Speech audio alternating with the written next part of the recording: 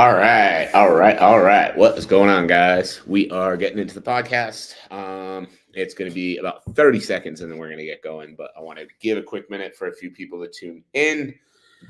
And today we are going to be talking about a conversation not even conversation. We're going to be talking about a Instagram comment, which I know is always a great way to start a podcast.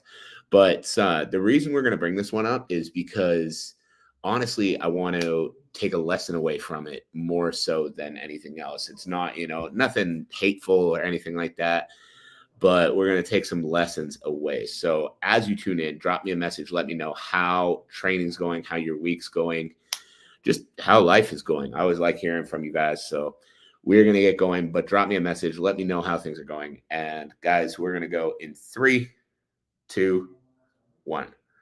Welcome, everybody, to another episode of the Elite Development Podcast, the number one show for athletes looking to gain an edge on their opponents and build their dream careers in sport. I am your host, Kenny Dussel, and today we are talking about an Instagram comment, which, as I said before we started the broadcast, I know is a great way to start a conversation.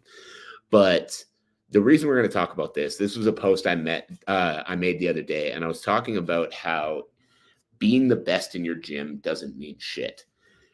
Excuse me. And the tone of the post, what I was aiming to get across, the tone of the post is that what I see a lot of athletes do is, they train hard, they push themselves, and they get to the point where they're beating everybody in their gym.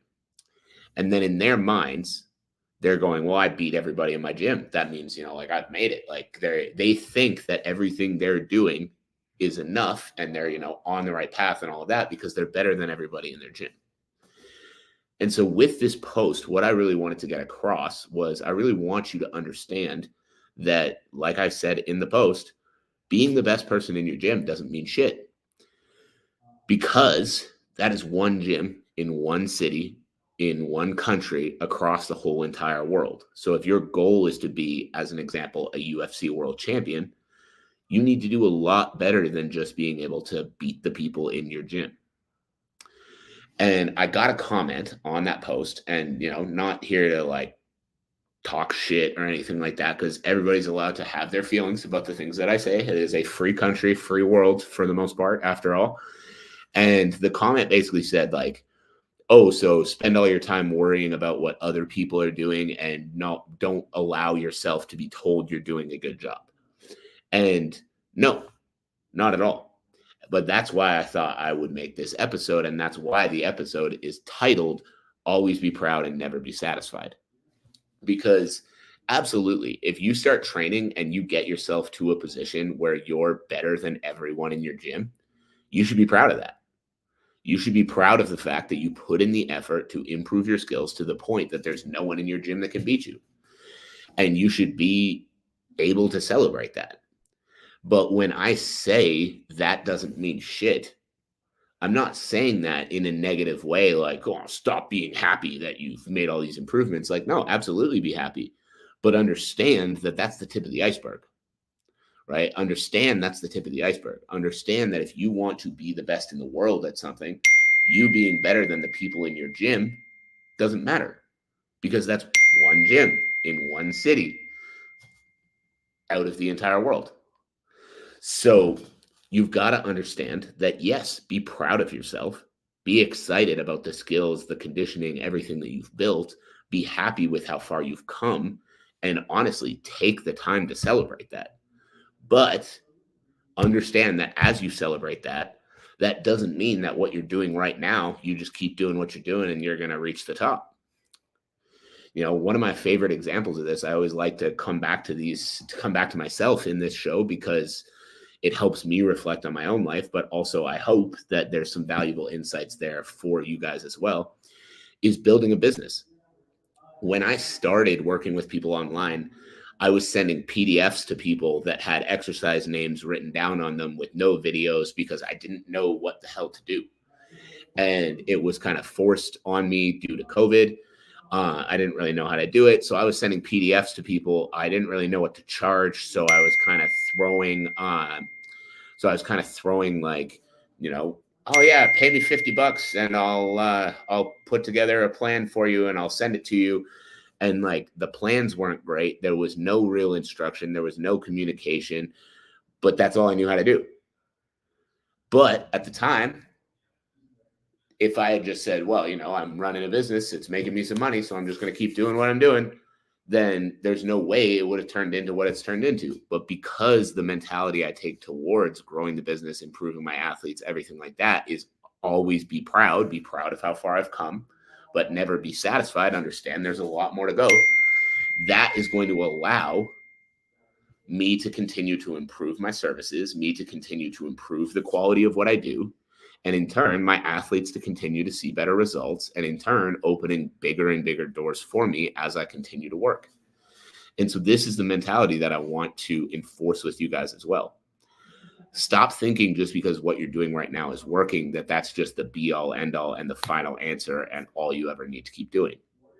Understand that regardless of the results you're seeing right now, there's always going to be something you can tweak to make improvements.